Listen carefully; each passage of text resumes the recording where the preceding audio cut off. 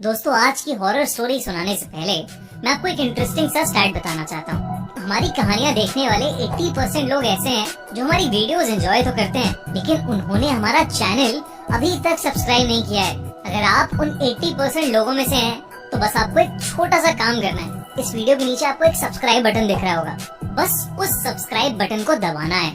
बस इतना सा काम करना है आपको, और लगे हाथों बेल आइकन भी प्रेस कर देना, ताकि हमारी लेटेस्ट वीडियो आते ही आपको सबसे पहले पता चले।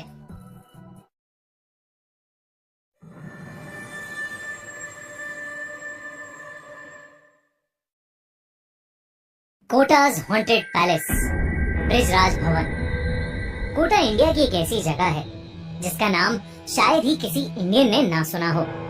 कोटा आईआईटी की पढ़ाई का एक बहुत बड़ा हब है, लेकिन इसके साथ साथ कोटा में कई राज भी छुपे हैं।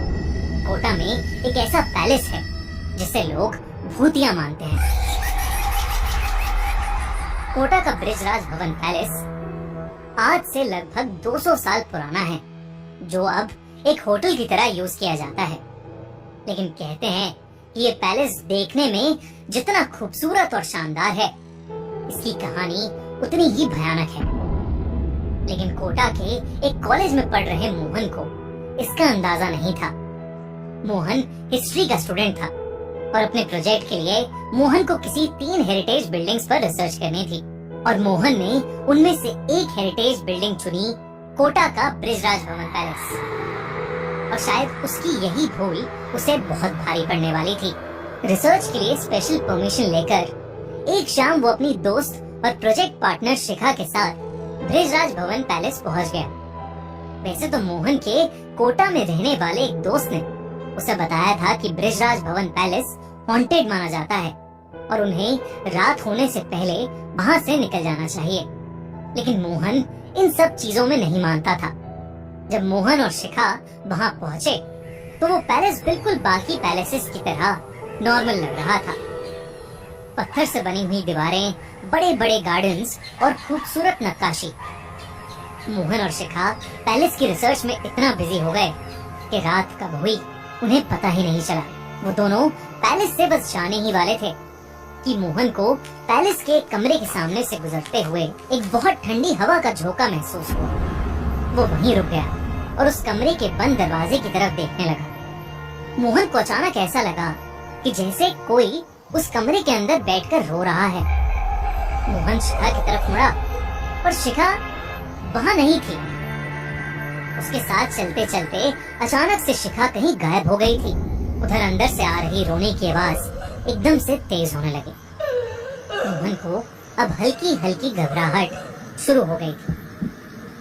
वो शिखा को पुकारने लगा। उसकी आवाज पूरे पैलेस में मानो गूंज रही थी, लेकिन शिखा का कोई नामो निशान ही नहीं था।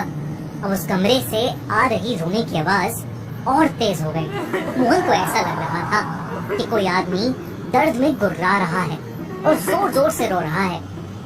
मोहन कांपते हुए दरवाजे के पास गया और उसने अपना कान दरवाजे पर लगा लिया। लेकिन तभी एकदम से वो रोने की आवाज बंद हो गई।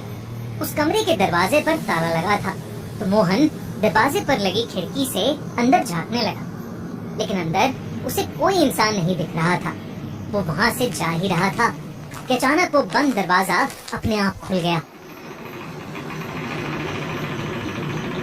मोहन को कुछ समझ नहीं आया कि अभी जिस दरवाजे पर ताला लगा था वो अपने आप अचानक कैसे खुल गया।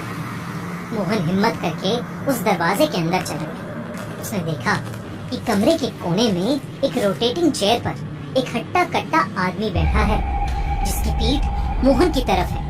उस आदमी ने एक यूनिफॉर्म पहनी हुई है, ब्रिटिश इंडियन आर्मी की यूनिफॉर्म। मोहन ने देखा कि वहाँ वही आदमी बैठा रहा है। मोहन ने उसे आवाज लगाई, उससे पूछा कि उसे क्या हुआ, लेकिन उसने कोई जवाब नहीं दिया। मोहन हिम्मत करके उसके पास गया और उसने जैसे ही उस आदमी के कंधे पर हाथ रखा, मोहन का हाथ उसके शरीर के आर पार हो गया। तभी अचानक उस आदमी की गर्दन अपने आप पूरी उल्टी हो गई।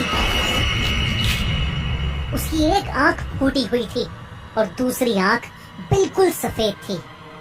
ऐसा लग रहा था कि उसका पूरा चेहरा सड़ चुका है। वो अचानक रोते रोते रुक गया और इंग्लिश में अजीब अजीब सी कमांड्स देने लगा और फिर उसके तुरंत बाद एक अजीब ढंग से हंसने लगा। ये सब देखकर मोहन बहुत ज्यादा डर गया। वो सीधा दरवाजे की तरफ भागा, पर दरवाजा बंद हो चुका था। मोहन उसे खोलने की बहुत कोशिश कर रहा था, लेकिन वो दरवाजा खुल ही नहीं रहा था। तभी मोहन ने देखा कि वो भयानक आदमी उसके ठीक सामने खड़ा था और उसके हाथ में राइफल थी, जिसे उसने मोहन पर तान रखा था। कमरे की सारी लाइट्स अचानक फिक्र करने लगी। मोहन अब बिल्कुल सुन पड़ गया था। उसे लगा कि उसकी जिंदगी का आखिरी दिन नजदीक आ गया है। वो आदमी जोर से चिल्लाया और उसने अपनी राइफल चला दी। एक बहुत तेज आवाज हुई और मोहन चीख उठा। तभी अचानक मोहन को ऐसा लगा कि जैसे किसी ने उसका कंधा पकड़ा है और उसका नाम पुकार रहा है।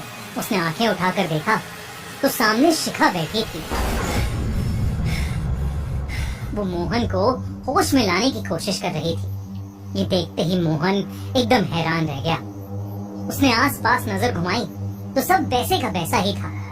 उस रूम पर ताला लगा था और अंदर कोई भी नहीं था। शिखा ने मोहन को बताया कि वो पिछले 15 मिनट से बिना कुछ बोले उस कमरे की तरफ देखे जा रहा था और फिर अचानक चीख के नीचे गिर गया।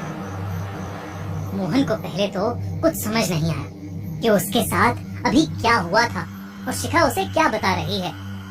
उसे कुछ देर के लिए लगने लगा कि शायद वो हैलुसिनेट कर रहा था, लेकिन फिर बाद में शिखा ने जो उसे बताया उसे सुनकर मोहन के पैरों तले जमीन खिसक गई। शिखा ने बोला कि जिस कमरे के बाहर मोहन जमकर खड़ा हो गया था, उस कमरे के अंदर कोई अंग्रेज आदमी यूनिफॉर्म पहने खड़ा था। उस आदमी ने अजीब सी पुराने जमाने की ब्रिटिश इंडियन आर्मी की यूनिफॉर्म पहनी हुई थी। वो थोड़ी देर मोहन को दरवाजे के ऊपर लगी खिड़की से देखता रहा और फिर जब वो वापस अंदर चला गया तब मोहन अचानक चीखने लगा। ये सुनने के बाद मोहन समझ गया कि जो उसके साथ हुआ वो कोई हैलुसिनेशन नहीं, बल्कि एक ऐसा डरावना सच था जो किसी की भी जान निकाल सकता था। जब मोहन ने इस पैलेस के बारे में और पूछा तो उसे पता चला कि इस पैलेस में एक ब्रिटिश आर्मी का टॉप ऑफिसर रहता था, जिसे ये पैलेस बहुत पसंद था। लेकिन फ्रीडम स्ट्रगल के दौरान इंडियन सोल्जर्स ने इस पैलेस में घुसकर उस ब्रिटिश जनरल को मार दिया था। कहते हैं कि आज तक उस ब्रिटिश ऑफिसर की आत्मा ब्रिजराज भवन पैलेस को हॉन्ट कर रही है और अपना बदला लेने का वेट कर रही है। वो तो माना जाता है कि वो भूत किसी को नुकसान नहीं पहुंचाता, पर कई लोगों ने उस ब्रिटिश ऑफिसर को वहाँ अलग अलग चीजें करते देखा है। वहाँ के कई वॉचमैन